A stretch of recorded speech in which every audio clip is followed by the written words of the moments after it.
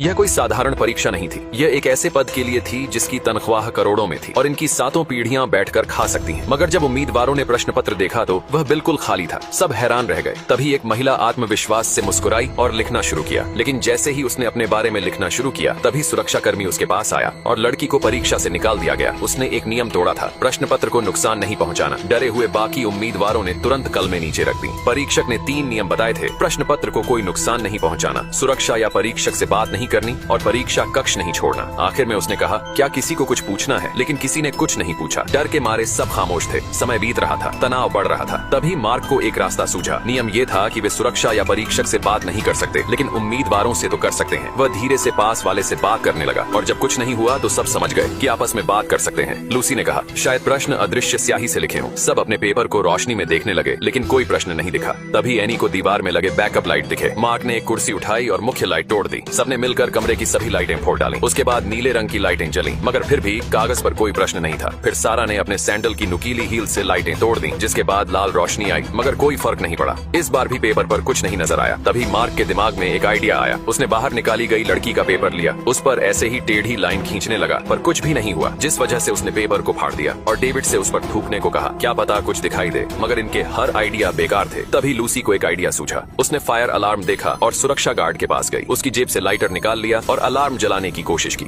लेकिन काम नहीं बना क्योंकि धुआं नहीं निकल रहा था, जिस वजह से मार्क ने उसे एक प्रश्न पत्र दिया। उसने उसे जला दिया। तभी अलार्म बज उठा और पानी बरसने लगा। सबने आशा से अपने पन्ने आगे किए, लेकिन अब भी कोई प्रश्न नहीं दिख रहे थे। समय भी बहुत कम बचा था। तभी लूसी ने देखा कि उसका प्रश्न पत्र टेबल पर नहीं था। लूसी ने जो कागज जलाया था वो उसी का प्रश्न पत्र था और यह सब मार्क की चाल थी। लूसी ने खेल खेला था, लेकिन मोहरा बन गई। उसे बाहर निकाल दिया गया। क्या ये लोग इस परीक्षा में पास होंगे? ये पार्ट 2 में देखेंगे।